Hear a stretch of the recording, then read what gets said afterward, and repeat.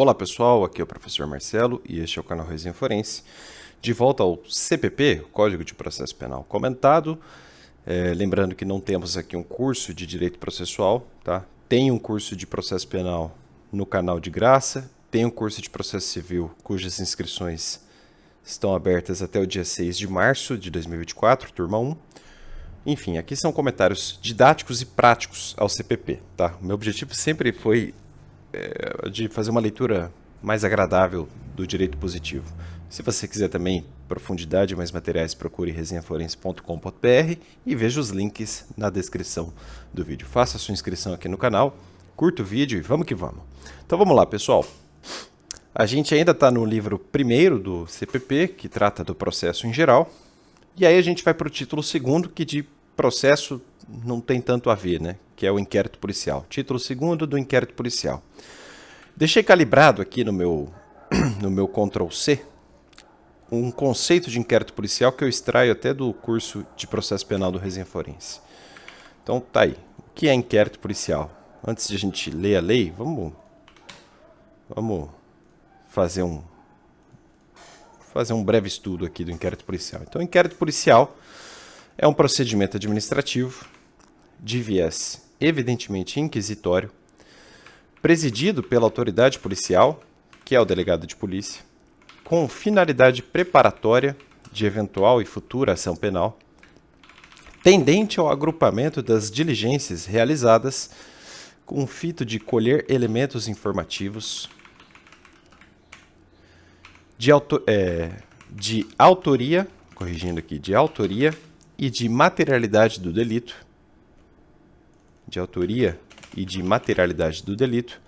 de modo a fornecer subsídios adequados ao titular da ação penal, que, enfim, terá a guarida jurídica para a promoção da ação penal em juízo. Então, procedimento administrativo, essa é a natureza jurídica do inquérito policial, e ele serve para arregimentar, para, enfim, dar ao titular da ação penal o lastro mínimo para algo mais sério, que é a ação penal propriamente dita. Então, é fundamental uma boa denúncia, uma boa queixa-crime, principalmente uma boa denúncia. Então, daqui a gente já pode colocar alguns comentários. Então, a natureza jurídica do inquérito é de procedimento administrativo. Não é processo judicial, não é processo judicial, não é processo administrativo. É procedimento administrativo, mas não é processo administrativo. Do inquérito não resulta sanção. Do inquérito não resulta sanção. O inquérito não pode resultar na imposição da categoria sanção, né, no âmbito eficacial. Então você não pode impor pena apenas pelo inquérito. E a denúncia, que é o máximo que pode acontecer, o que de pior pode acontecer, em si não é uma sanção, mas o movimento da jurisdição pela categoria da ação. Então, o deslocamento pretensional, então, o alocamento da pretensão diante da jurisdição. Nesse caso, a pretensão condenatória. Tá? Isso em si não é sanção. Então, do inquérito não resulta sanção. Não no sentido estrito e situacional do termo, né? Um ponto que eu acho interessante, que eu deixei destacado, né? Presidido pela autoridade policial, delegado de polícia. Então, direção do inquérito. Artigo 4º.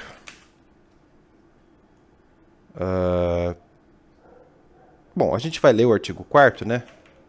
Vai ser o primeiro a ser comentado, mas a direção do inquérito é exclusiva do delegado de polícia. É exclusiva do delegado de polícia. O pessoal que vai fazer prova de polícia civil, procurem depois, Lei Federal 12.830 de 2013. Artigo 2º. Parágrafos 1º e 2º. Então, temos uma lei federal ditando o seguinte: as funções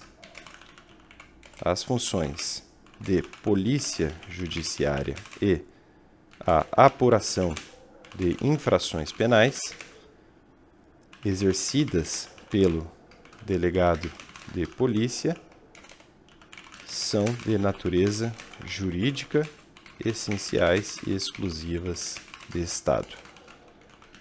E ao delegado de polícia, na qualidade de autoridade policial, cabe a condução da investigação criminal por meio de inquérito policial. Então, a presidência do inquérito policial é do delegado de polícia, tá? E eu queria também arrolar aqui, antes de a gente ler a lei, né? Ó, características do inquérito policial. Algumas delas, né? Lembrando que aqui não é um curso, são apenas comentários ao CPP, né? Então vamos fazer só essa teoria geral rápida do inquérito.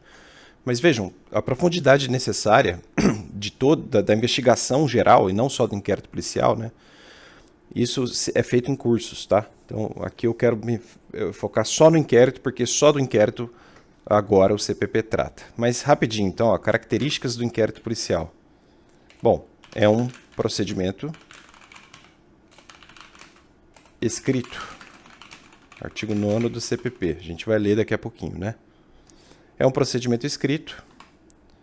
É dispensável. Isso vai ficar claro quando a gente lê, por exemplo, o parágrafo 5º do artigo 39 do CPP, que eu acho que não vai ser feito hoje.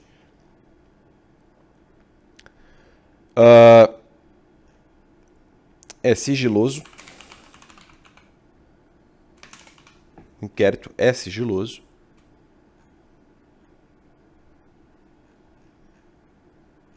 Certo?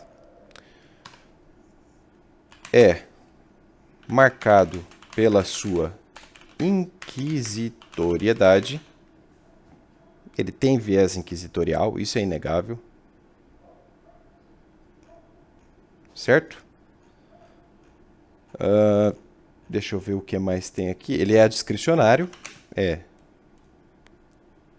tocado de forma discricionária. Tocado por quem? Pelo seu presidente. Então, o delegado de polícia age de forma discricionária. Então, a sua atuação não é amarrada ex ante pela lei. Pelo contrário, ele precisa de certo jogo de cintura, né? Pela via do sigilo, ele chega à informação adequada, sempre com atos discricionários. Então, aqui fica até uma sugestão, né? Você explorar no justnaturalismo, por exemplo, as virtudes de um delegado de polícia. Né? É um estudo de ética aristotélica, né? Enfim, ele é tocado de forma discricionária. É indisponível, ou seja, o delegado não pode determinar o seu arquivamento. Ele é indisponível. É marcado pela presença da oficialidade, porque a presidência, sua presidência, é feita pelo delegado de polícia, como a gente viu acima. É dotado de oficiosidade. Então, a autoridade policial tem dever legal de instauração.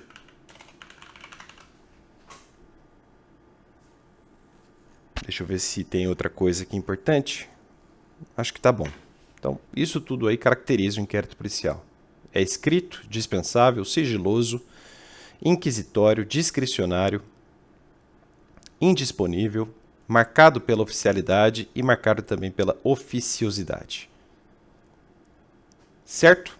Aí agora, tá bom, a gente pode ler a lei, entendendo mais ou menos o que é um inquérito. Isso não é um curso, então eu presumo que você já tenha feito a parte de curso, de estudo. Tá? Aqui é a leitura da lei. Aí você faz a lectio, né? Você termina a sua leitura e o seu estudo. Então vamos lá, artigo 4º. A polícia judiciária será exercida pelas autoridades policiais. Já vou destacar aqui, ó, polícia judiciária. Polícia judiciária será exercida pelas autoridades policiais no território de suas respectivas circunscrições e terá por fim a apuração das infrações penais e da sua autoria. Está aqui a finalidade do inquérito policial, né? Que já foi ditada aqui em cima. Fito de colher elementos informativos. Então, de algum modo, aí já temos a finalidade do inquérito policial, né? E aí o parágrafo único acrescenta: a competência definida neste artigo, no caput, não excluirá a de autoridades administrativas a quem, por lei, seja cometida a mesma infração. Maravilha. Do artigo 4º, isso basta. Artigo 5º.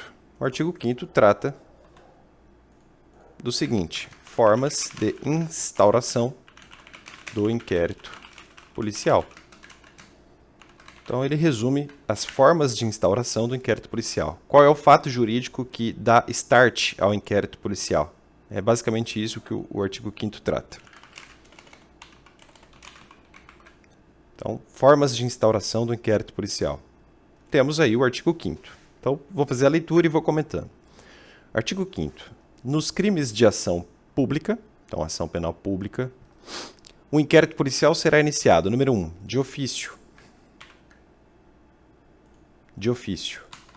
É o caso mais marcante, é o que mais acontece na prática. Então, aqui temos o seguinte, ó. A autoridade policial tem o dever de agir de ofício quando tiver ciência da ocorrência de crime de ação penal pública incondicionada. É aquela característica da oficiosidade. Oficiosidade. Mencionada há pouco, né, no âmbito geral do inquérito policial. Tá? Aí, ó, um julgado importante. Ó.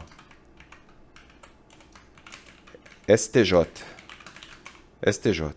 Para que seja instaurado inquérito policial,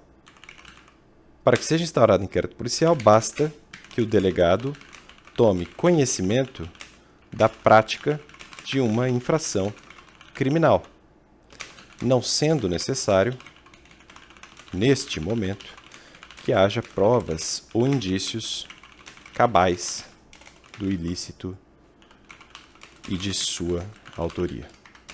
Para quem quiser, o HC 143.499 do Estado de São Paulo. Quinta turma. Certo? Vamos adiante. Inciso 2º. Também é possível instaurar um inquérito policial mediante requisição. E aqui eu preciso gastar um pouquinho de tempo para explicar melhor o inciso. Então, mediante requisição da autoridade judiciária ou do Ministério Público, ou a requerimento do ofendido, ou de quem tiver qualidade para representá-lo. Aqui eu preciso tecer algumas considerações. Então, pela literalidade, seria o juiz ou o MP. Tá? A doutrina questiona isso aqui, ó. Autoridade judiciária. Então, aqui vem o grande ponto de interrogação da doutrina. Poderia mesmo o juiz instaurar inquérito policial? Bom, então a gente pode colocar o seguinte: a rigor, pelo chamado sistema acusatório, do qual falo na aula 1 do curso de processo penal e até já nos comentários ao CPP, né, falo vagamente, mas a rigor, pelo chamado sistema acusatório, a recomendação mais acertada é aquela segundo a qual o juiz não poderia instaurar abertura de inquérito policial. Tá? Sugere-se que o melhor caminho para a autoridade judicial é a observância do artigo 40 do CPP. Então, quando ele notar a presença eventual de um delito, ele oficia ao Ministério Público, que é o titular em geral da ação penal, e diz: olha, MP, eu acho que tem crime, dá uma olhada aí, porque eventualmente você pode abrir inquérito. Agora, cá entre nós, o juiz também não é uma figura tola, né? Ele é imparcial, sem dúvida alguma, mas também não tem que ser cúmplice da arquitetura criminosa de ninguém, né? E eu achei aqui uma lição de um juiz muito experiente, chamado Guilherme Madeira Desen. Ele coloca uma coisa que eu acho interessante, ó. Observação pertinente de Guilherme Madeira Desenho. Aqui eu acho que ele vai muito bem. Ele fala o seguinte. Ele diz, né, que muita gente diz que... Ele reconhece que muita gente diz que o inciso 2º, nesse tanto aí, não teria sido recepcionado pela Constituição. Mas ele pondera o seguinte, ó. Parece-nos, diz Madeira Desenho, que o sistema acusatório não é ferido com a possibilidade de o magistrado requisitar a instauração de inquérito policial. Longe disso, trata-se de ação que visa possibilitar maiores esclarecimentos sobre aquilo que, em tese, possa ser visto como crime. O problema, e aí vem o que realmente tem que ser destacado, eu vou grifar. O problema se dá quando o sistema permite que este mesmo juiz, que tenha requisitado a instauração do inquérito policial, possa julgar o processo que se originou de sua requisição. Aí sim temos violação do sistema acusatório. E eu concordo. Porque vejam, pessoal, uma comarca grande. Pensem numa comarca grande. Mais de 50 varas cíveis. Aí o juiz percebe que não é só um ilícito civil, que há um eventual estelionato. Eu não acho que haja afronta ao sistema acusatório, abstraído do fato de que hoje, em regra, no estelionato a ação penal é até privada, né, em regra, ou melhor, condicionada à representação. Mas, digamos que seja um caso de ação penal pública incondicionada, eu não acho um absurdo o juiz oficiar ou noticiar o fato à autoridade policial sem a interferência do MP. Sabe, o juiz tem formação jurídica, sabe muito bem o que é o delito, sente o cheiro da coisa, sem dúvida alguma. E não é ele que vai julgar depois, né? Provavelmente ele nunca mais vai ver esse assunto na vida, ele simplesmente está cumprindo com o seu mistério. Eu acho que o pessoal faz um certo... É uma tempestade num copo d'água. O problema realmente se dá, como diz o professor Guilherme Madeira, quando, e eu nunca vi isso acontecendo, né? Quando assim, o juiz determina a abertura do inquérito policial e mais tarde volta a tratar do assunto na fase processual, seja na fase hoje de juízo de garantias, seja na fase hoje judicante propriamente dita, com o oferecimento da denúncia, enfim, quando o juiz tateia o assunto no mérito, já no procedimento definitivo tendente à aplicação de sentença, né? Aí realmente é um problema. Uma discussão que é interessante e pertinente aqui é a de sabermos a natureza jurídica da requisição, citada no inciso 2º. Bom, a doutrina sustenta que a requisição ministerial teria força vinculante.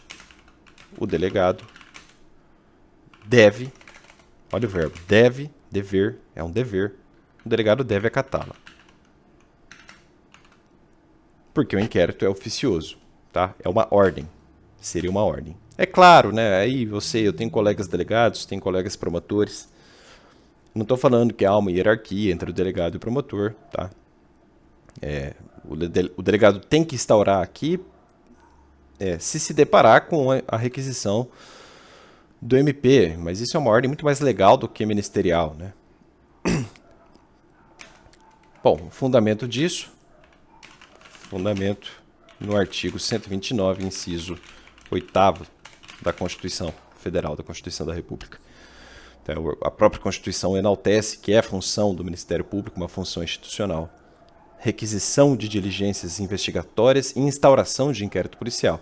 Então, existe um fundamento constitucional para que o parquet, para que o MP, enfim, proceda com uma requisição que tenha esse matiz vinculante diante de um delegado de polícia. Mas isso não é uma hierarquia institucional, não é que o MP seja maior ou melhor que a Polícia Civil, não tem nada disso. Pelo contrário, é conveniente que as instituições conversem muito bem entre si, né? pelo bem da segurança pública em geral e pelo bem da boa investigação de todos os envolvidos na seara criminal, para evitarmos diligências absurdas e injustiças, né? Bom, não só a requisição do MP, né, é possível, mas também a requerimento. Olha como é diferente o verbo, né? Requisição do promotor de justiça e requerimento do ofendido. Vou até trocar de cor. A requisição é da MP. E a natureza jurídica da requisição foi posta aqui, né? Ela tem força vinculante. Agora, o ofendido ou quem tem a qualidade para representá-lo oferece um requerimento. Aí a gente pode pôr assim, ó. O requerimento tem peso diferente. Tem força de mera solicitação. Pode ser rejeitado pela autoridade policial. Então, vejam a diferença do peso, né? A requisição aqui, ó, vinculante, e o requerimento sem força vinculante. Pode ser rejeitado pela autoridade policial. Certo? Aí o parágrafo 1º diz o que as duas peças devem ter, né? Embora ele fale em requerimento, na prática isso serve para requisição. Então, o requerimento, e eu colocaria, e a requisição. Vou colocar assim, o requerimento também vou colocar, serve para a requisição. O requerimento, e isso serve para a requisição, a que se refere ao número 2, o inciso 2, conterá sempre que possível narração do fato com todas suas circunstâncias, individualização do indiciado ou seus sinais característicos, razões da convicção ou da presunção de ser ele o autor da infração, ou os motivos da impossibilidade de o fazer, nomeação de testemunhas com indicação da sua profissão e residência, enfim. Acho que tem crime, eu acho que é fulano, a materialidade até aqui vista aponta para a necessidade de imputar-lhe a prática de tal crime e testemunhas possíveis, fulano, ciclano, beltrano, que podem ser encontrados em tal lugar. Tá? Bom, eu lhes disse que no requerimento o delegado pode rejeitar, né, a abertura de inquérito policial. Aí eu vou puxar até uma seta, porque o parágrafo 2º vem a dizer outra coisa aqui, ó. Então, digamos que haja rejeição. Tem como correr para algum lugar? Tem.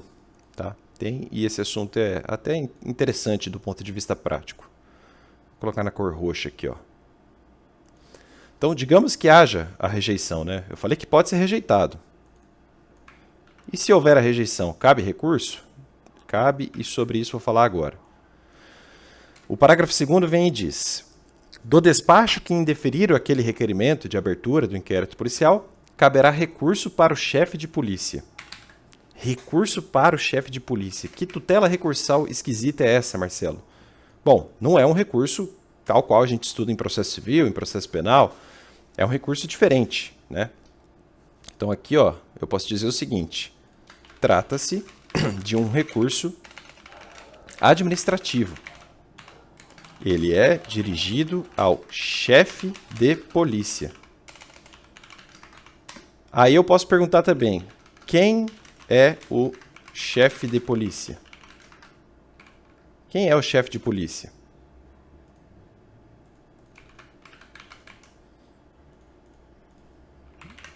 Bom, aí eu já deixei calibrada a resposta aqui, ó. Para Heráclito Antônio Mocim,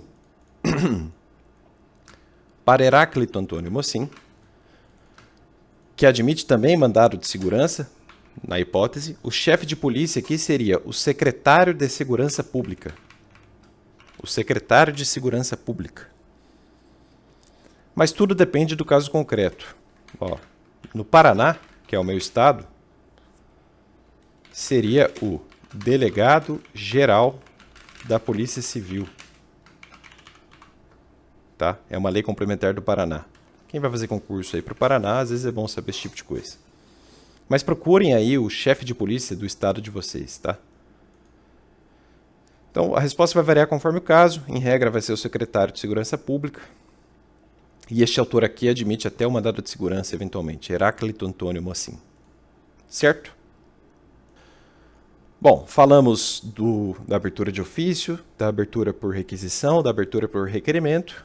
Aí vem o parágrafo 3º e fala o seguinte: qualquer pessoa que tiver conhecimento da existência de infração penal, em que caiba ação penal pública, poderá, verbalmente ou por escrito, comunicá-la à autoridade policial. E esta, verificada a procedência das informações, mandará instaurar inquérito. De novo aí, ó. Aqui nós temos o que a doutrina chama de delatio criminis. É a delatio criminis, tá?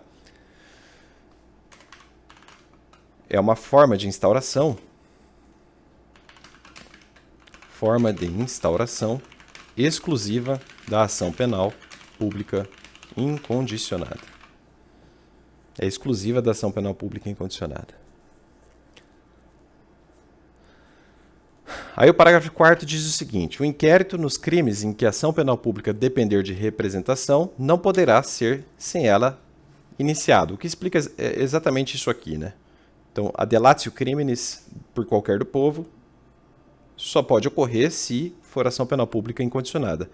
No caso de ação penal pública condicionada à representação, aí você precisa justamente de representação para que haja abertura do inquérito policial.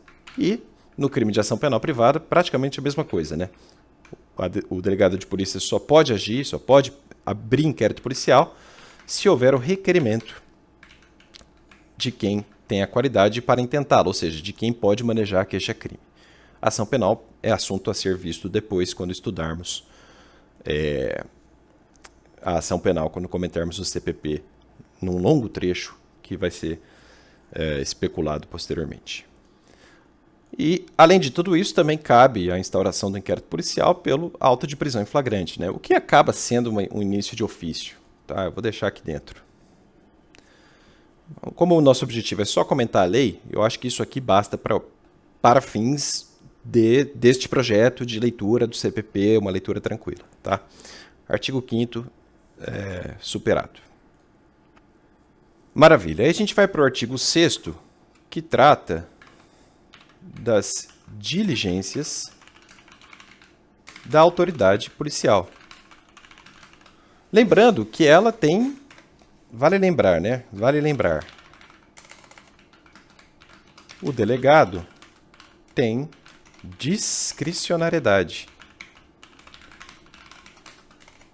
Sendo assim, as diligências arroladas no artigo 6º,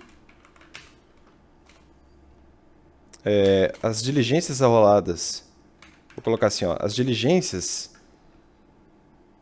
são arroladas no artigo 6º em caráter exemplificativo.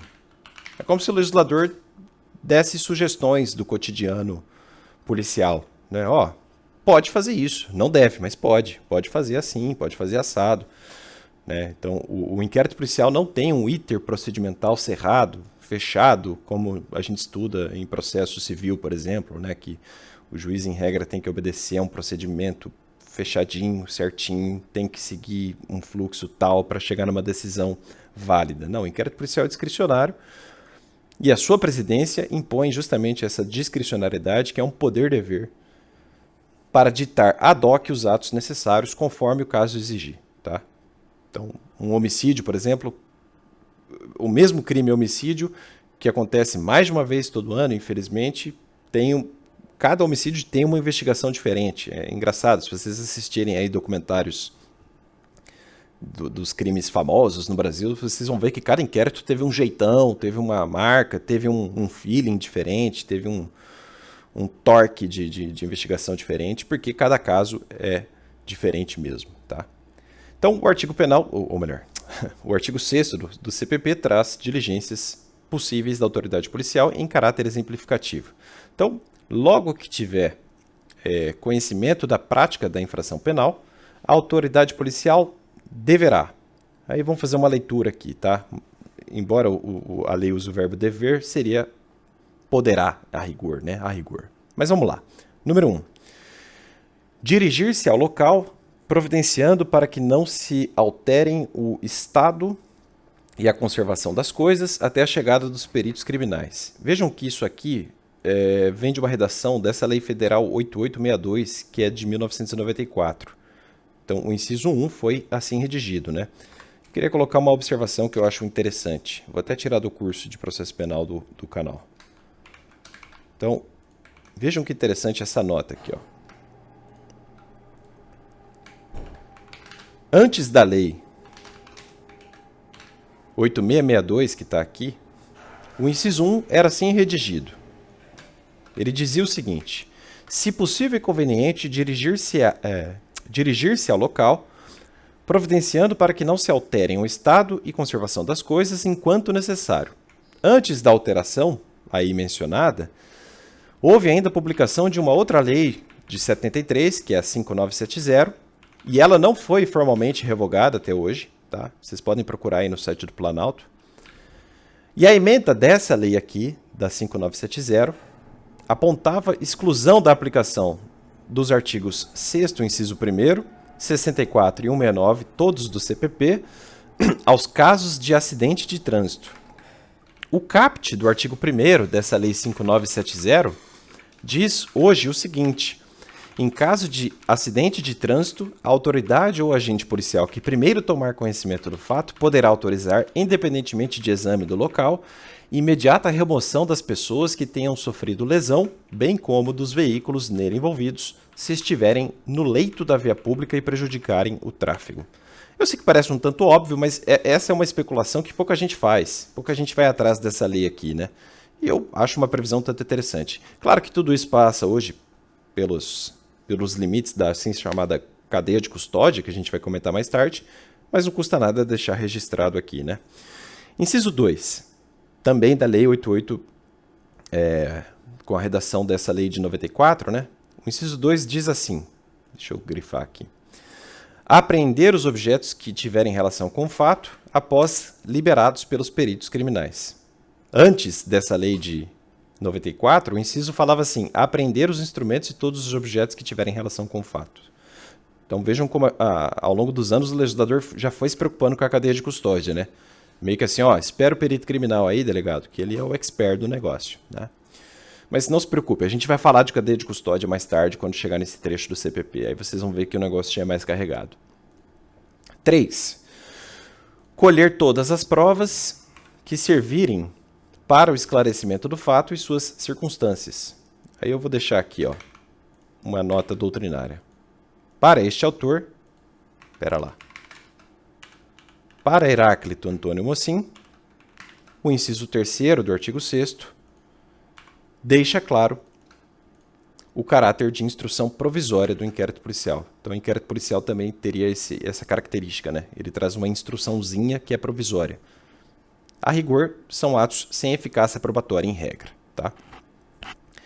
Inciso 4º, ouvir o ofendido. Ouvir a vítima, né?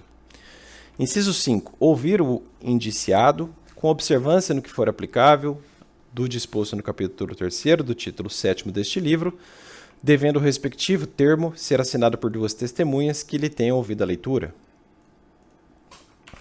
Inciso 6º, proceder a reconhecimento de pessoas e coisas e a acareações. 7. Determinar, se for o caso, que se proceda a exame de corpo de delito e a quaisquer outras perícias. 8. Ordenar a identificação do indiciado pelo processo datiloscópico, se possível, e fazer juntar aos autos sua folha de antecedentes. 9. Averiguar a vida pregressa do indiciado sob o ponto de vista individual, familiar e social, sua condição econômica, sua atitude e estado de ânimo antes e depois do crime e durante ele, e quaisquer outros elementos que contribuírem para a apreciação do seu temperamento e caráter. E 10. Colher informações sobre a existência de filhos, respectivas idades e se possuem alguma deficiência, e o nome e o contato de eventual responsável pelos cuidados dos filhos, indicado pela pessoa presa. Isso aí foi incluído por uma lei de 2016 e é uma diligência um tanto conveniente, né? Quer dizer, às vezes o sujeito tem filho e a mãe faleceu, ou o contrário, às vezes a mãe tem filho e o pai faleceu, enfim, e pode acontecer de, olha, o que a gente vai fazer com os filhos, né? Então a lei traz esse lembrete, né? O artigo 7º vai na mesma toada, tá? Ele poderia ser um inciso do artigo 6º. Né? O artigo 7º cabe o mesmo aviso, né? Diligências da autoridade policial. Lembrando que o delegado tem discricionariedade, etc. Porque ele também aponta mais uma diligência possível, né? Artigo 7º.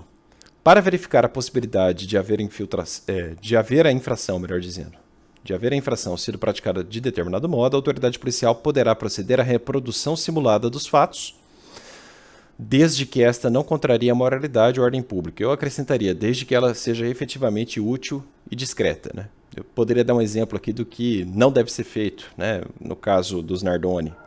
É um absurdo, né? Eles fizeram a reprodução simulada muito mais para... Parecia que era para chocar, quer dizer, colocar um bebê de borracha, assim, passando pela tela. Esse espetáculo todo não é conveniente, né? Só para constar, então, ó, um comentário à reprodução simulada dos fatos. Então, este ato não pode contrariar a moralidade ou a ordem pública. Além disso, tende a observar a regra constitucional, segundo a qual não pode o Estado obrigar o investigado, o réu ou mesmo o acusado de participar da diligência, pois isso tende a gerar prova autoincriminatória sem a sua aquiescência.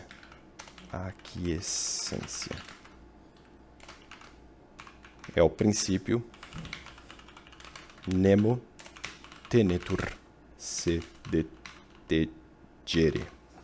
Nemo tenetur se detegere. Tem até um vídeo engraçado, né? O moleque aprendeu esse latim aqui, meteu essa na audiência e o juiz ficou bravo com ele. Procurem aí depois. Meme nemo tenetur se detegere.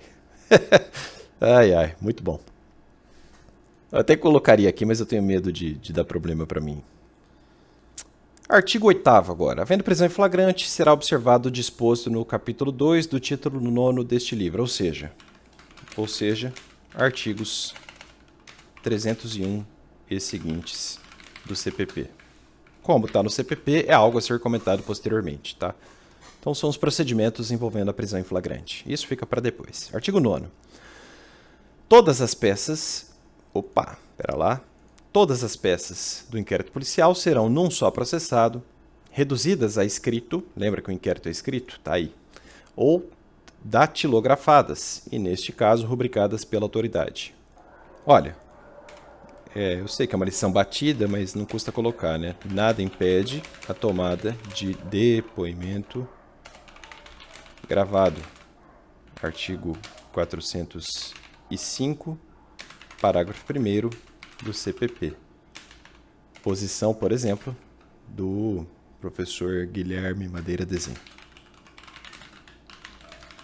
Nada impede o depoimento gravado. Vocês encontram isso em vários autores. Renato Brasileiro também vai falar disso, provavelmente, enfim. Tá? Nada impede o depoimento gravado. Na prática é melhor o escrito, né? Para você trabalhar fica mais fácil. Porque como o inquérito não é processo, você precisa pegar a informação rapidamente para saber se cabe ou não a inicial. Isso pensando num lugar lotado e sem tantos ideais, né? Sendo bem sincero também, tá?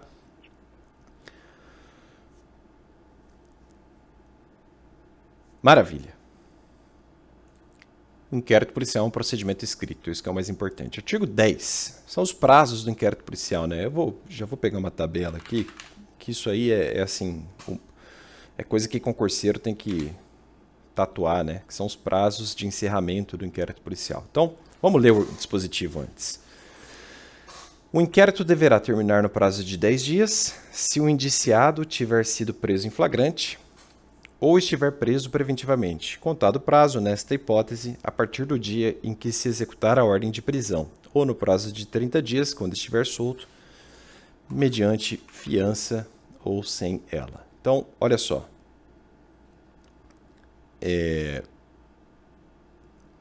Deixa eu ver como é que eu vou fazer aqui com vocês. Aqui, ó. Então, eu peguei do curso de processo penal do próprio Resenha Forense isso aqui, ó. Então, nós temos o lugar, se o cara está preso, se o cara está solto e prazos. Então, ó, no CPP e no artigo 10, que está aqui, CPP, artigo 10 e, portanto, Justiça Estadual, locus, né? CPP e Justiça Estadual. O inquérito, no caso de indivíduo preso, tem que acabar em 10 dias e no caso de indivíduo solto, tem que acabar em 30 dias. E aqui eu colocaria o seguinte, teoricamente, mais 15. Sabe por quê? Vejam só. Mais 15, teoricamente. Conferir parágrafo 2º do artigo 3º-B, que foi comentado em vídeos passados, né? Então, teoricamente, é possível prorrogar mais 15 dias, né? Vou colocar em tese, mais 15 em tese. Fica esse asterisco aí. Mas, enfim, preso, vou colocar em vermelho, né, que é bem simbológico, 10 dias. Solto, vou colocar de azul, que ele está solto, 30 dias. Isso no CPP. E na legislação extravagante vocês vão encontrar outros prazos, né? E isso aí costuma cair em concurso. Acho que não custa nada mostrar aqui. Então, ó, na Justiça Federal, o inquérito com o indivíduo preso leva 15 dias mais 15 dias. Então, tem que acabar em 15 dias, cabendo mais 15 dias. Se o sujeito estiver solto, 30 dias. No Código de Processo Penal Militar, vou trocar a cor, são 20 dias para indivíduo preso, investigado preso, e se ele estiver solto, 40 dias, prorrogáveis por mais 20 dias. Na lei de drogas, vou botar outra cor aqui, laranjinha.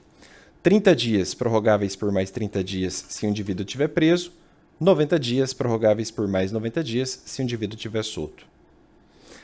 Na lei de economia popular, pouca gente sabe disso, 10 dias e 10 dias para preso ou solto, tanto faz. Inquérito envolvendo crime da lei de economia popular, 10 dias sempre. E na prisão temporária, obviamente, não se aplica nada para indivíduo solto, porque ele está preso, né? Mas havendo prisão temporária e o crime investigado sendo crime hediondo, você tem 30 dias mais 30 dias, tá? A prisão temporária também é bastante bruta aqui. Esses são os prazos de encerramento do inquérito policial. Então, além de comentar o artigo 10 do CPP de forma bastante rápida, eu também trouxe aqui a legislação extravagante, vale a pena saber. Vamos adiante. Parágrafo 1º do artigo 10. A autoridade fará minucioso relatório do que tiver sido apurado e enviará os autos ao juízo competente. Então, aqui o relatório, né? Relatório da autoridade policial. Deixa eu pensar o que eu posso colocar aqui de bom.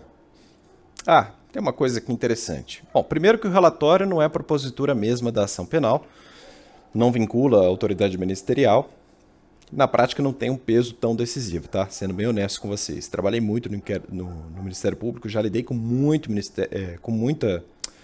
autos de inquérito policial e o relatório não é tão relevante assim.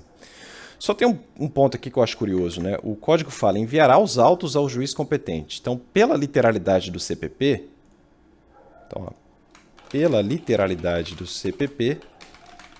o delegado encaminharia os autos do inquérito ao juiz competente. Ao juiz competente. Hoje eu até pergunto, né? Qual? O juiz das garantias ou o juiz do eventual processo? Enfim.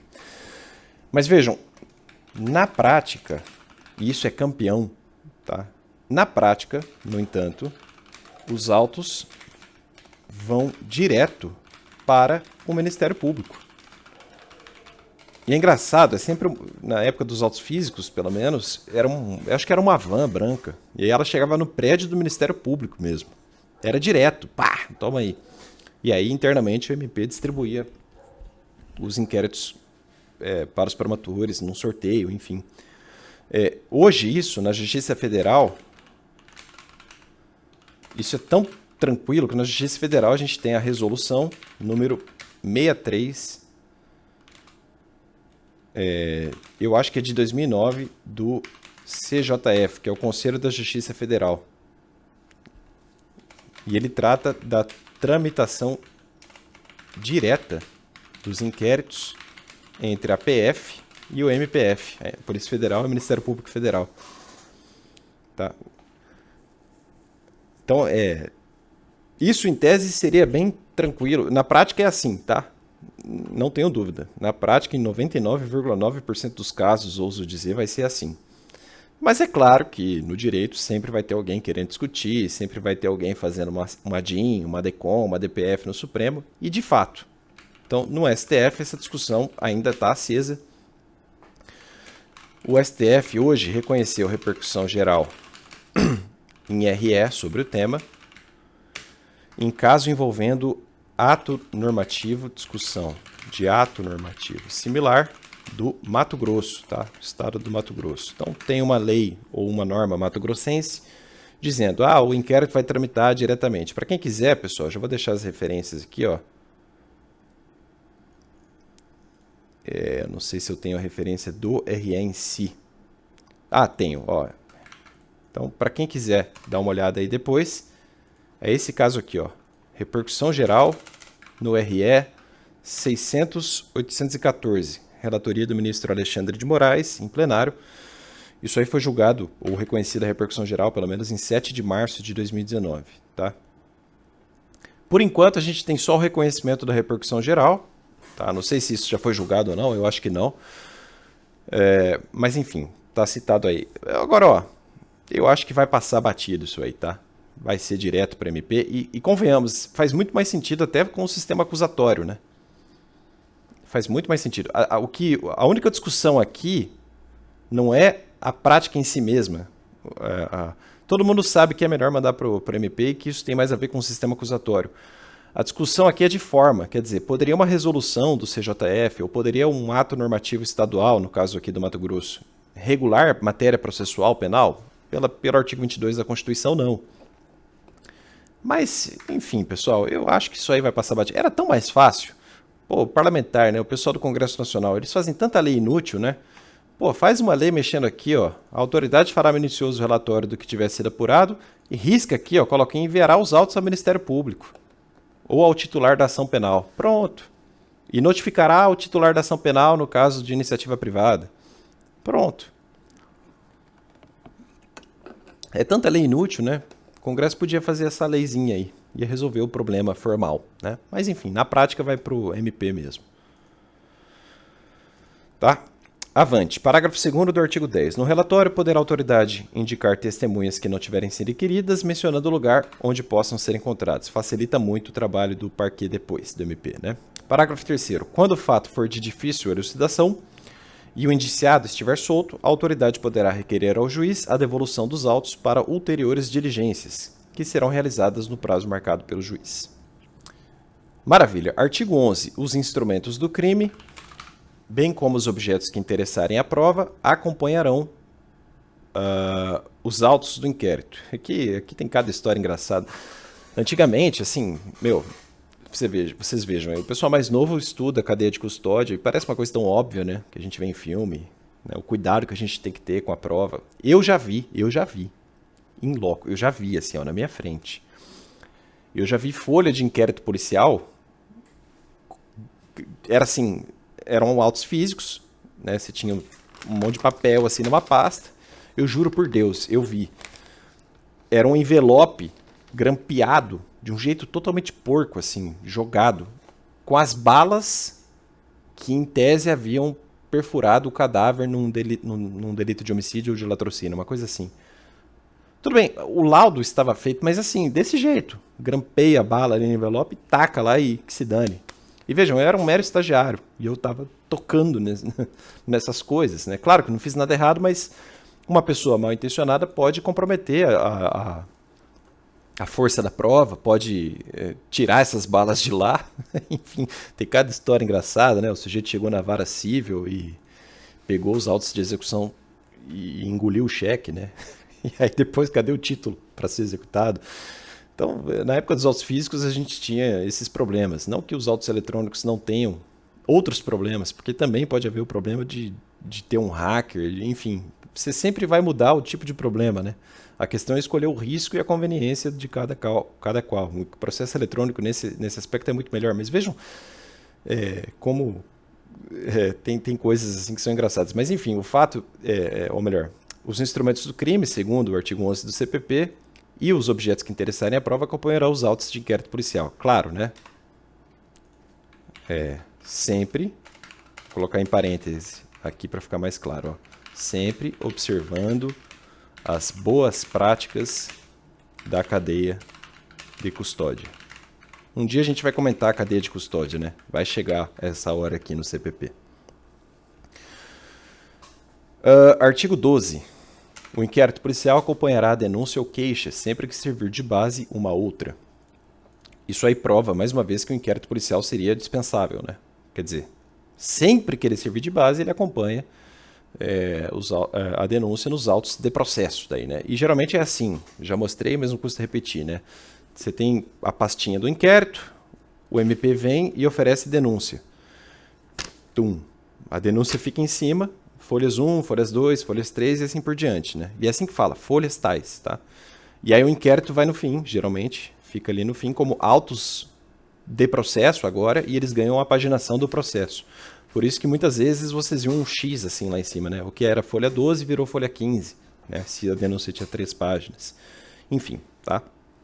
O inquérito acompanhará sempre a denúncia ou queixa quando serviu de base, claro, para o seu oferecimento, naturalmente, né? Hoje é o que... Isso aí está tranquilo. Artigo 13. Incumbirá ainda a autoridade policial. Então, é mistério da autoridade policial ainda. Número 1. Fornecer às autoridades judiciárias as informações necessárias à instrução e julgamento dos processos. 2. Realizar as diligências requisitadas pelo juiz ou pelo MP. 3. Cumprir os mandados de prisão expedidos pelas autoridades judiciárias. E 4. Representar acerca da prisão preventiva. Então, aqui a capacidade de representação para quem quer ser delegado de polícia, né? Está aí o fundamento da representação, um dos fundamentos, né? Pela prisão preventiva de alguém durante a investigação. De prisão, vamos falar mais tarde, né? Aqui, prisão claramente como uma medida cautelar. Falta o quê? Artigo 13A, 13B, deixa eu ver se tem muita coisa hoje. Hoje é um trecho um tanto longo, né? Mas vamos lá. Artigo 13-A. Eu já vou fazer uma coisa aqui. Vou pausar o vídeo e já vou deixar na luz um negócio. Espera lá. Voltei. Fica mais fácil assim, ó. Então, o 13A, que foi incluído por uma lei de 2016, essa lei 13344, trouxe uma diligência nova, digamos assim, ela não tem nem 10 anos, né, mas muito útil e bastante efetiva e bastante forte, tá? Ele fala assim, ó, nos crimes previstos nesses artigos aí, e aí eu já coloquei aqui todos os crimes. Ó, então, nesses crimes aqui, ó, sequestro e cárcere privado, redução à condição análoga de escravo, tráfico de pessoas, extorsão mediante sequestro da liberdade, extorsão mediante sequestro e crime de promoção ou auxílio à efetivação de ato destinado ao envio de criança ou de adolescente para o exterior com inobservância de formalidades legais ou com o fito de obter lucro. Nesses crimes aqui, ó, tá? Nesses crimes aí, olha só quem, ó, um membro do MP ou delegado de polícia, o membro do Ministério Público ou delegado de polícia poderá requisitar de quaisquer órgãos do poder público ou de empresas da iniciativa privada. Então, poderá requisitar de quaisquer órgãos do poder público ou de empresas da iniciativa privada dados e informações cadastrais da vítima ou de suspeitos. Dados ou informações cadastrais, e vejam só, da vítima... É da vítima ou até de suspeitos. Ó, qual que é o endereço do possível autor desse crime de sequestro e cárcere privado? Né? Então, vejam, o próprio MP, ou seja, o promotor de justiça ou o delegado de polícia podem requisitar para quaisquer órgãos públicos e até de empresas da iniciativa privada. Isso aqui vincula a iniciativa privada. Por exemplo, um ofício para a TIM celular pode pedir dados ou informações cadastrais, não só da vítima, mas também de suspeitos, tá? E aí, é só para esses crimes aqui que eu mostrei para vocês, e vejam, essa requisição aqui, que está aqui, ó, então essa requisição do MP ou do delegado de polícia tem que ser atendida, vamos colocar de azul, espera lá, essa requisição tem que ser atendida em 24 horas, seja no caso de órgão público, seja no caso de iniciativa privada. Então, o MP ou o delegado... Veja, não é o juiz, é o promotor ou o delegado, direto. Eles requisitam e essa requisição tem que ser atendida em 24 horas. Atendida em 24 horas. Certo? E essa requisição, bom, não é também uma coisa jogada no ventilador. Ela tem uma formalidade. Então, o que ela tem que conter? Tem que conter o seguinte: nome da autoridade requisitante, claro, né? Você está assumindo a responsabilidade também, né?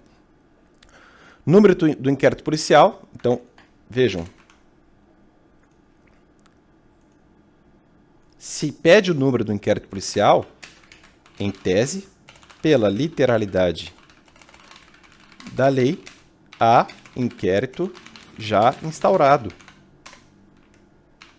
Ou há inquérito já instaurado, ou, no mínimo, prévia instauração antes da realização da requisição. Então, pode acontecer, ao mesmo tempo, o delegado ou o próprio MP pede a requisição, enfim, o delegado abre inquérito e já resolve pleitear esses dados da vítima ou de suspeitos, e aí ele tem o número do inquérito para indicar. Isso é um jeito de você controlar as investigações, né? Um mínimo de controle. E 3, identificação da unidade de polícia judiciária responsável pela investigação. Olha, é o delegado do tal distrito policial da comarca tal, tá?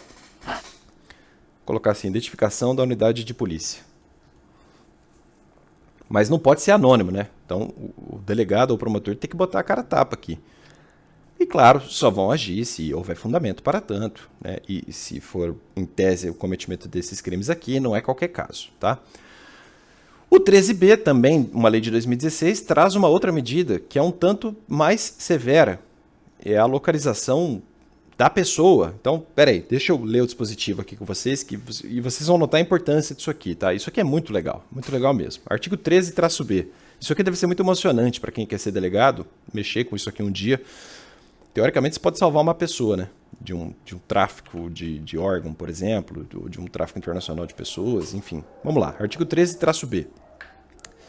Se necessário, a prevenção e a repressão dos crimes. Se necessário, a prevenção e a repressão dos crimes relacionados ao tráfico de pessoas. Então, olha a diferença, né, do 13B para o 13A. No 13A, eram esses crimes aqui. Você até tem o tráfico de pessoas lá dentro, mas o 13A é mais abrangente, né? Ele, além do tráfico de pessoas, tem esses vários delitos que estão arrolados aqui. Agora, no 13B, só quando houver tráfico de pessoas, vejam, não é qualquer crime, é para tráfico de pessoas. Então, se necessária a prevenção e a repressão dos crimes relacionados ao tráfico de pessoas, o membro do MP ou o delegado de polícia, então o promotor de justiça ou o delegado de polícia, poderão requisitar, mediante autorização judicial, isso aqui, eu vou até aumentar um pouquinho o tamanho da letra. Vejam que precisa de autorização judicial em regra. Vamos colocar uma outra cor. Mediante autorização judicial. Então, quando for tráfico de pessoas, essa medida agora estudada do 13B exige autorização judicial. Então, é uma requisição do promotor ou do delegado.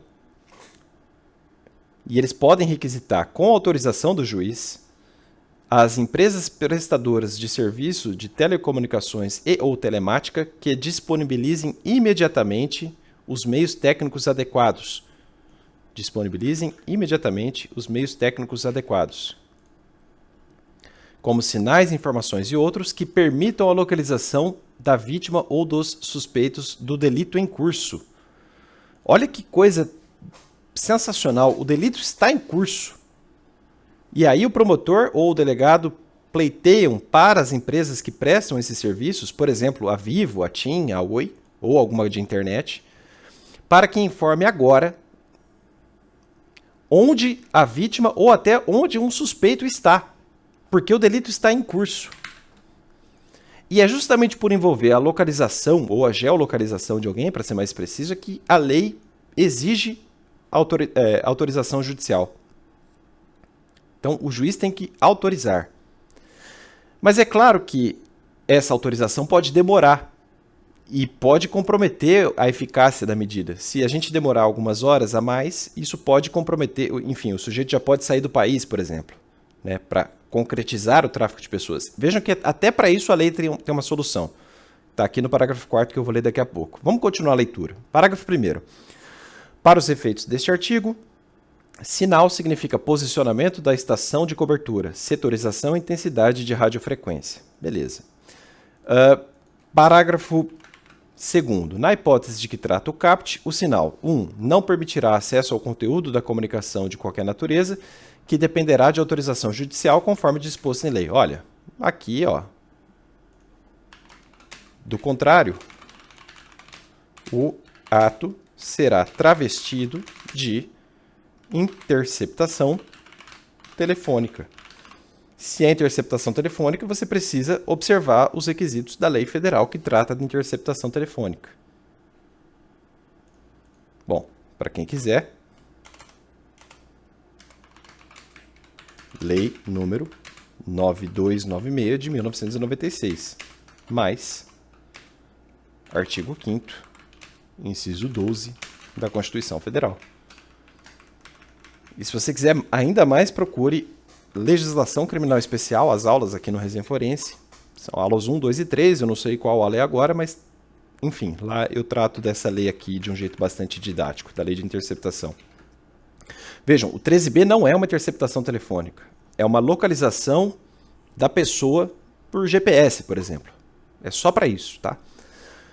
Número 2, então, no caso do CAPT, né, do 13B, número 2, deverá ser fornecido pela prestadora de telefonia móvel ou celular por períodos não superior a 30 dias, renovável por uma única vez, por igual período, ou seja, 30 mais 30. Não é para ficar um ano inteiro, 30 mais 30, tá?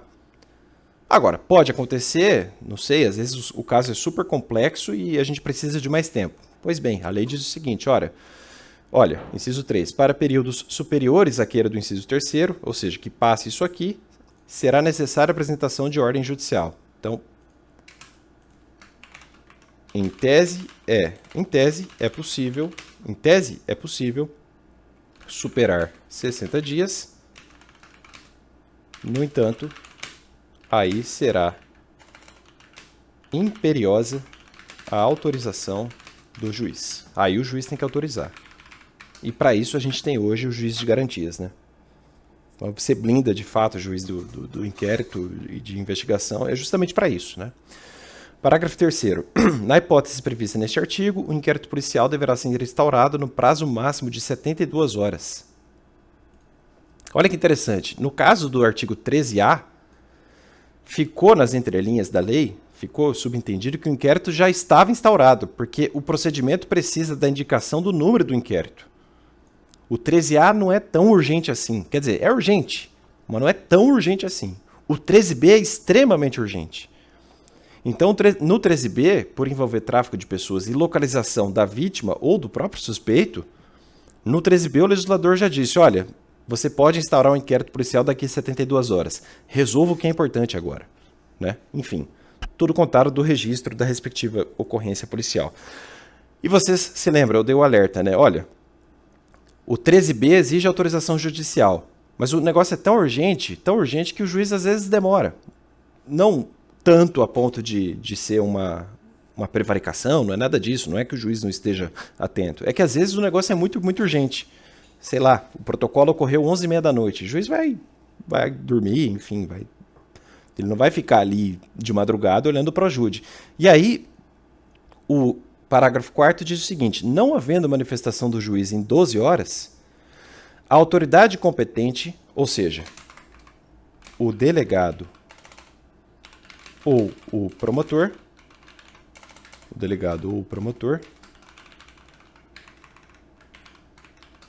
então, a autoridade competente, o delegado ou o promotor, no MPF seria o procurador da República, enfim, mas para ficar didático, se o juiz não falar em 12 horas, não der essa autorização aqui em 12 horas,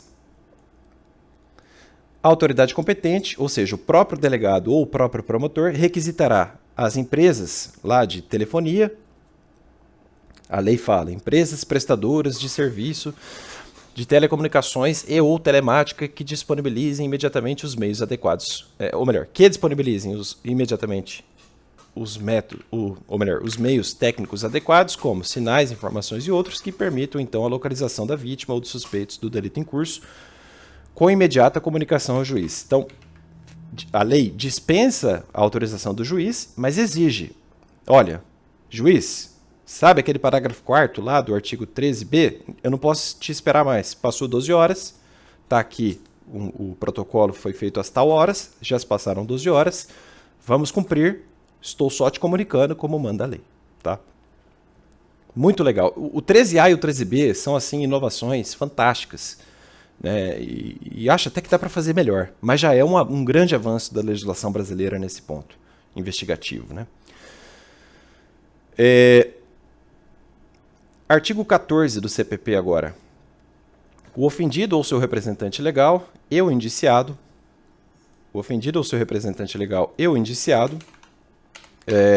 poderão requerer qualquer diligência que será realizada ou não a juízo da autoridade. Isso mostra, mais uma vez, o caráter discricionário do inquérito policial. Então, mais uma vez, né, a autoridade policial tem discricionariedade.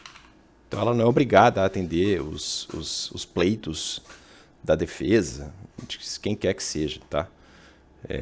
O delegado tem essa, digamos, essa liberdade, mas uma liberdade regrada, é claro, né? Tendente à realização do bem comum, que é a boa investigação penal. Tá? Tudo é a juízo da autoridade. Isso é muito importante, ó, juízo da autoridade. É discricionário mesmo.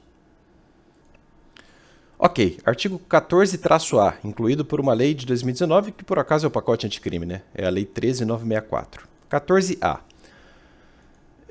E essa lei tem alguns problemas aqui, que eu vou fazer comentários orais, tá? Então vamos lá, ó. Nos casos em que servidores vinculados às instituições dispostas no 144 da Constituição, ou seja, militar, policial, etc., etc., caso essas autoridades, né, figurem como investigados em inquéritos policiais militares e demais procedimentos extrajudiciais, cujo objeto for a investigação de fatos relacionados ao uso da força letal praticados no exercício profissional, de forma consumada ou tentada, incluindo as situações dispostas no artigo 23 do Código Penal, o indiciado poderá constituir defensor. Aqui, ó, já vou fazer as considerações críticas, então, né? Então, considerações críticas. Ó, primeiro ponto. Todo investigado pode constituir defensor. Sempre foi assim. Só que a redação aqui é bem ruim, né? A redação aqui deixa entender que nem sempre foi assim e que quando não for legítima defesa, não poderia constituir defensor. Enfim. Outro ponto. É estranho pensarmos em forma tentada se o caso é, em tese, de legítima defesa. Também outra coisa pitoresca aí desse 14A, né? Foi muito mal feito. É um dos piores dispositivos do pacote anticrime. Muito mal feito mesmo. Certo? Eu até vou fazer uma... Por economia, procurem aí esse vídeo. Então, ó, procurar no YouTube o seguinte vídeo. Aqui do Resenha Forense. Quando saiu o pacote anticrime, eu comentei em vários vídeos. Então, fica aí. E aí, letra azul, porque é recomendação. O título do vídeo é esse aí, ó. Mudança pacote anticrime. Desse jeitão. 16, parêntese, tarari, tarará. Procurem Resenha Forense, artigo 14A do CPP. Tem um vídeo de 10 minutos falando só disso. E eu trago todas as considerações críticas sobre o 16, ou melhor, sobre o artigo 14-A. Inclusive parágrafos que eu vou ler agora. Vamos adiante. Para os casos previstos no caput deste artigo, o investigado deverá ser citado. Então, isso aqui é um problema. Nossa, isso aqui é crasso. É um negócio assim, eu não consigo nem explicar o erro. Quer dizer, não tem relação jurídico-processual. Como é que você vai citar alguém, né? Então, já fica aqui minha... minha indignação, né? Mas enfim, ele seria citado na instauração do procedimento investigatório e poderia constituir defensor em até 48 horas a contar do recebimento dessa suposta citação, né? Então, o problema é que o lugar da citação é o processo, e aqui não tem processo, aqui tem só inquérito, enfim. O parágrafo 2º também é bizarro, né? Ele fala assim, ó, esgotado o prazo do parágrafo 1º, que é de 48 horas, com a ausência de nomeação do defensor pelo investigado, a autoridade responsável pela investigação deverá intimar a instituição a que estava vinculado o investigado à época da ocorrência dos fatos, para que essa, em 48 horas, indique defensor para a representação do investigado. Eu acho que isso é inconstitucional. Tá, então, ó. Então, possível inconstitucionalidade, porque é muito estranho você pensar que a instituição vai escolher um advogado para o investigado, né? É muito esquisito isso. Então, a garantia da ampla defesa supõe a possibilidade de o réu escolher o seu defensor, tá? Aliás, no processo penal que a gente estuda rotineiramente, acontece às vezes de o defensor se retirar, né? Ele revoga a sua procuração, o juiz não pode nomear diretamente um defensor público para ele. Ele tem que intimar o réu para dizer, olha, você vai querer nomear um advogado? Porque se não for o caso, aí sim a lei te dá um defensor público ou um defensor ad hoc. Mas não é um ad hoc direto. E a lei aqui parece fazer um ad hoc direto. É inconstitucional, a meu ver, claro. Tá? Parágrafo 3º. Havendo a necessidade de indicação do defensor nos termos do parágrafo 2º deste artigo, a defesa caberá preferencialmente à defensoria pública e nos locais em que ela não estiver instalada, a União ou a unidade da federação correspondente à respectiva competência territorial do procedimento instaurado deverá disponibilizar profissional para acompanhamento e realização de todos os atos relacionados à defesa administrativa do investigado. Bom, a defensoria pública não é pensada para isso também, enfim, não é uma... Eu não gosto, tá, desse dispositivo. Esse 14A, para mim, assim, é um dos piores de todos que eu já vi na legislação brasileira. É muito ruim, muito mal feito, muito atécnico. E vejam, isso não é bom para o réu. Quer dizer, você ter um defensor na fase de inquérito, em tese, você pode trazer um problema grave para você, que é atribuir já eficácia executiva na fase de inquérito. Porque você tem a acusação, entre aspas, você tem o representante do MP, e você já coloca a defesa ali. Então você antecipa demais um juízo, você dá aso para que depois alguém diga, olha, na verdade você tinha defesa, então isso aqui agora pode ser usado contra você, né? Enfim. Parágrafo 4º. A indicação do profissional que se refere ao parágrafo 3º deverá ser precedida de manifestação de que não existe defensor público lotado na área territorial onde tramita o inquérito e com atribuição para nele atuar, hipótese em que poderá ser indicado profissional que não integre os quadros próprios da administração. Parágrafo 5º. Na hipótese de não atuação da defensoria, os custos com o patrocínio dos interesses dos investigados nos procedimentos de que trata este artigo correrão por conta do orçamento próprio da instituição a que este esteja vinculado à época da ocorrência dos fatos investigados. Parágrafo 6º, vejam, eu só estou lendo mesmo porque eu me remeto a esse vídeo aqui, ó, que eu comento tudo com calma. As disposições constantes deste artigo se aplicam aos servidores militares vinculados às instituições lá do 142 da Constituição, desde que os fatos investigados digam respeito a missões para a garantia da lei e da ordem. Então, tudo isso aí já foi devidamente comentado em outro vídeo. Eu acho a redação muito ruim e, enfim, acho que ela traz um monstrengo lógico aí difícil de resolver. Artigo 15. Ele perdeu o sentido depois do Código Civil de 2002, que reduziu a maioridade civil de 21 para 18 anos. Então, isso aqui, ó, você pode até colocar assim, né? Pode pintar de preto aí, porque isso não importa tanto hoje, tá? Artigo 16. O Ministério Público não poderá requerer a devolução do inquérito à autoridade policial, senão para novas diligências imprescindíveis ao oferecimento da denúncia. Então, com outras palavras, o dispositivo diz o seguinte: a requisição de diligências só pode ocorrer se estas forem realmente imprescindíveis para o oferecimento de denúncia. São imprescindíveis para o oferecimento ou ao oferecimento da denúncia, né? É isso que diz o 16 do artigo CPP. E isso encontra fundamento no artigo 129, inciso 8º da Constituição, que já foi citado hoje, né? Então, é mistério institucional do Ministério Público requisitar diligências investigatórias e a instauração de inquérito policial, indicados os fundamentos jurídicos das suas manifestações processuais. Certo? Artigo 17. A autoridade policial não poderá mandar arquivar autos de inquérito. A autoridade policial não pode mandar arquivar autos de inquérito. Então, o arquivamento do inquérito policial se dá hoje, no jeito que regula o artigo 28 do CPP. Então, ó, vou colocar assim, sobre o arquivamento, ver comentários ao artigo 28 do CPP, que vai vir em outro vídeo, não vai ser hoje. Tá? Artigo 18. Depois de ordenado o arquivamento do inquérito pela autoridade policial, por falta de base para a denúncia, a autoridade policial poderá proceder a novas pesquisas se de outras provas tiver notícia. Então, isso aqui é o fenômeno do desarquivamento. Desarquivamento. É o desarquivamento. Tá? Note bem. O artigo 18 do CPP não traz uma redundância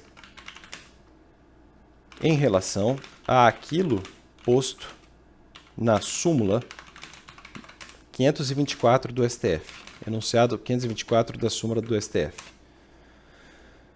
O enunciado sumular aí citado traz uma situação bastante diversa. Então, ó, eu sei que a redação não é tão clara, mas olha só, vamos fazer uma leitura com calma aqui. Ó. O 18 do CPP já estava na lousa, mas não custa repetir. Ele diz, depois de ordenado o arquivamento do inquérito pela autoridade judiciária, arquivamento este que foi ordenado por falta de base para a denúncia, o delegado pode proceder a novas pesquisas se de outras provas tiver notícia. Aí a súmula do STF fala, a 524, o enunciado 524.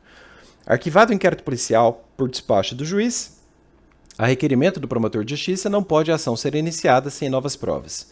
Repito, isso não é uma redundância, tá? Pouca gente sabe disso.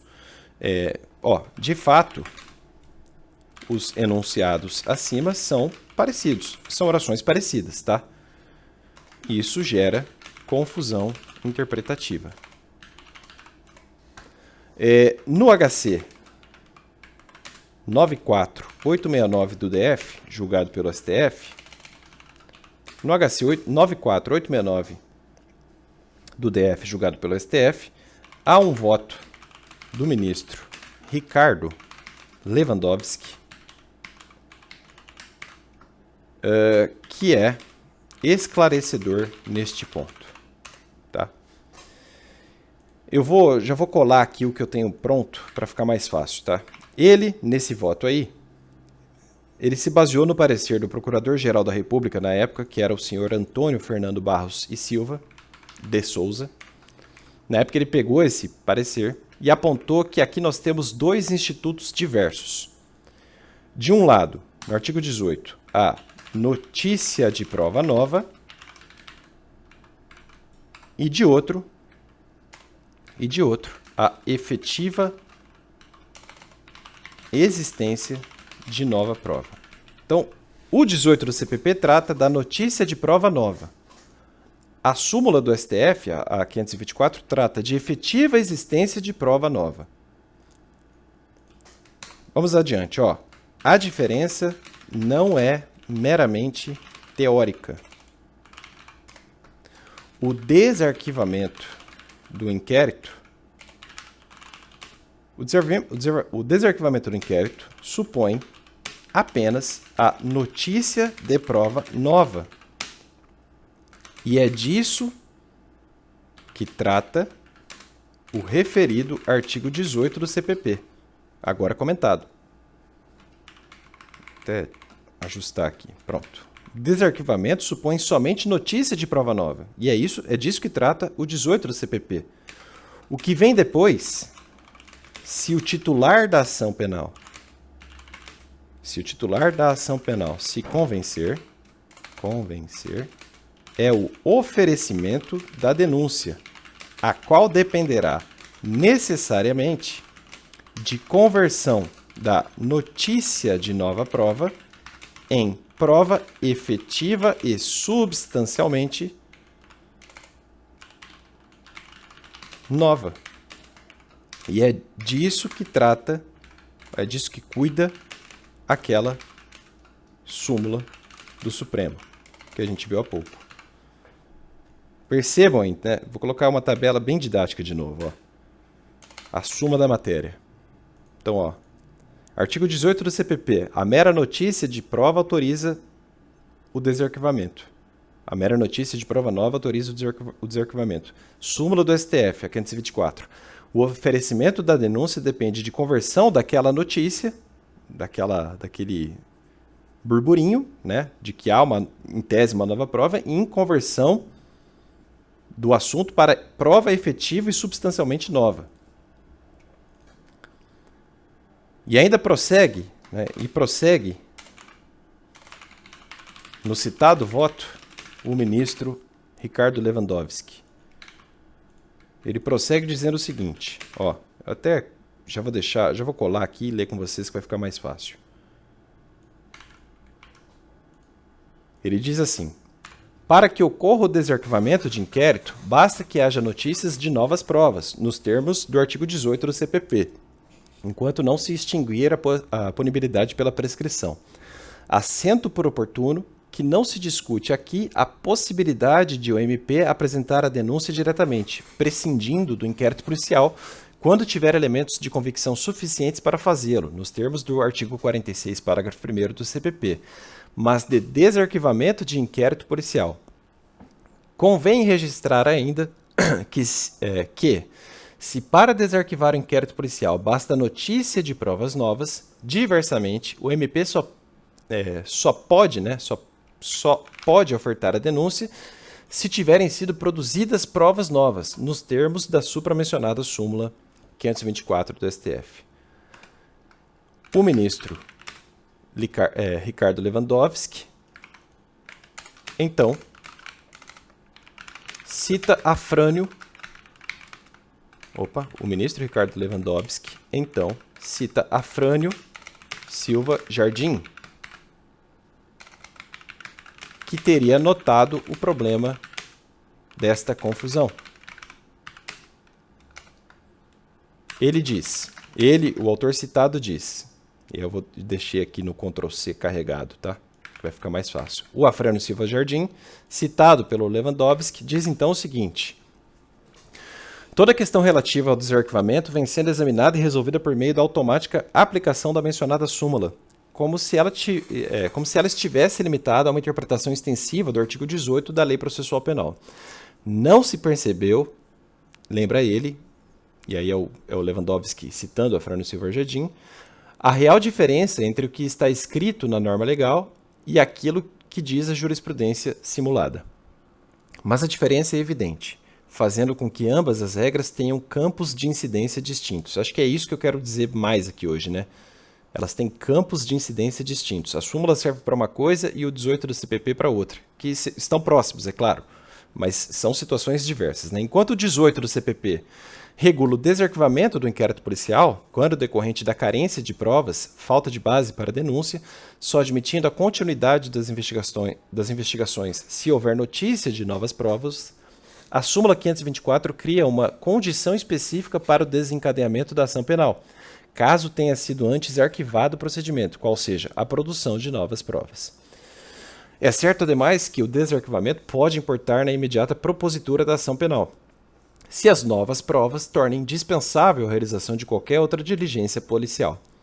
Mas isso não quer dizer que esses dois momentos, o desarquivamento e o ajuizamento da demanda, possam ser confundidos. Como salientei acima, é o ministro Lewandowski falando, para o desarquivamento é suficiente a notícia de novas provas, legitimando o prosseguimento das investigações encerradas pela decisão de arquivamento.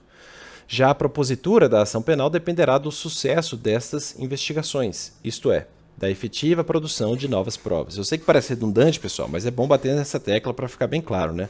Sem tal requisito, faltará a justa causa para a ação penal, devendo a denúncia ser rejeitada nos termos do artigo 43, inciso 3º do CPP. Tá? E tem mais ainda. Já vou colar aqui para ir direto. Ó.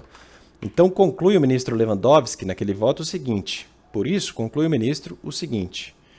O desarquivamento não passa de uma decisão administrativa de natureza persecutória que modifica os efeitos do arquivamento. Este último tem como consequência a cessação das investigações. O desarquivamento, a seu turno, tem como efeito a retomada das investigações inicialmente paralisadas pela decisão de arquivamento. Está bem claro, né? E, em suma, sem notícia de prova nova, o inquérito policial não pode ser desarquivado e sem produção de prova nova não pode ser proposta ação penal. Certo? Aí eu acrescentaria ainda para ficar mais didático, né? Talvez o mais correto seja dizer, com um devido acato e respeito ao eminente ministro citado, o seguinte, ó, vou colocar centralizado em negrito aqui, ó, sem indicativo de um elemento de informação novo, o inquérito policial não pode ser desarquivado. E sem concretização efetiva deste novo elemento de informação, não pode ser proposta a ação penal. Vejam que eu mudo os termos, né? Eu falo em elemento de informação. Eu não falo de prova. Porque, em regra, os autos de inquérito policial não são recheados de atos dotados de eficácia probatória. Tá?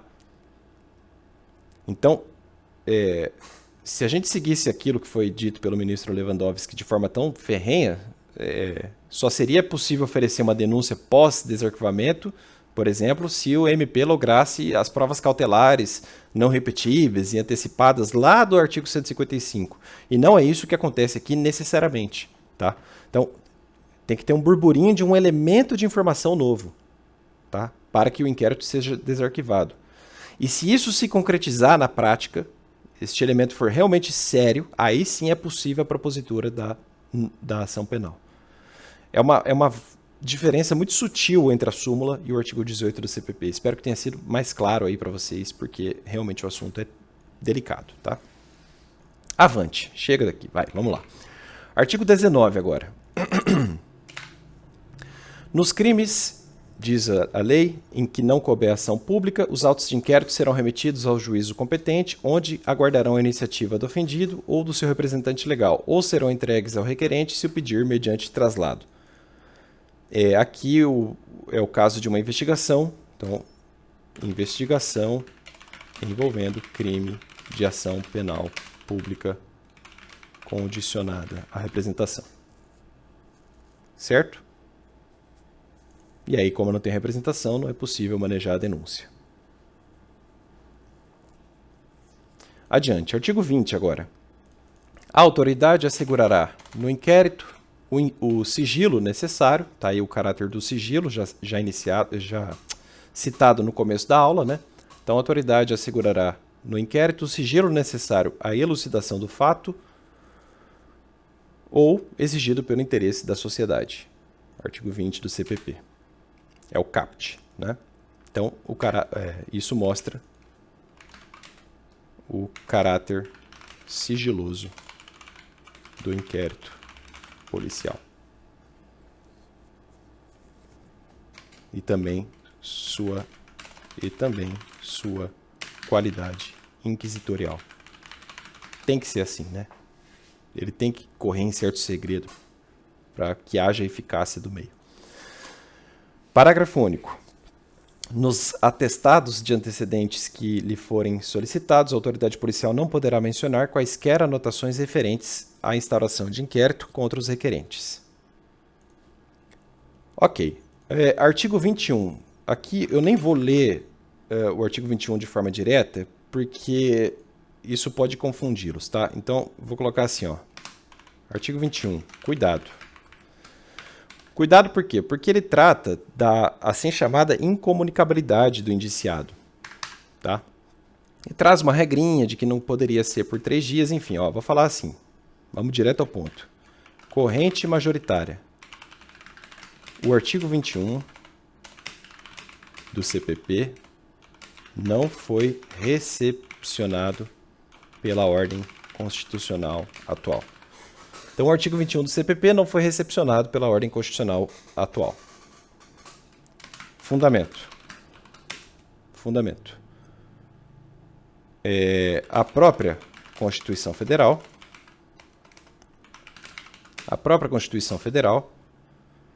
veda a incomunicabilidade do preso durante o estado de defesa e o estado de sítio. Então, é o artigo 137, parágrafo 3º, inciso 4º da Constituição. Tá? Então, vejam, se não cabe no mais, né, que é o estado de defesa e o estado de sítio, imagine agora na normalidade. Então, nem no estado de defesa e nem no estado de sítio cabe a incomunicabilidade do preso. Então, é óbvio que na normalidade não caberia a incomunicabilidade do preso. De modo que, pela corrente majoritária, tudo isso aqui ó, é inconstitucional. Então, você já pode colocar a tarja preta. Tampar tudo aí no seu vadimeco. Isso aí prevalece assim com muita tranquilidade hoje, tá? Mas eu gostaria, só para ficar um pouquinho mais completo, ó. Nota interessante. Tá? Sem tirar isso aqui, ó, é majoritário que eu mostrei para vocês, mas olha, Guilherme Madeira Desen, citando Vicente Greco Filho,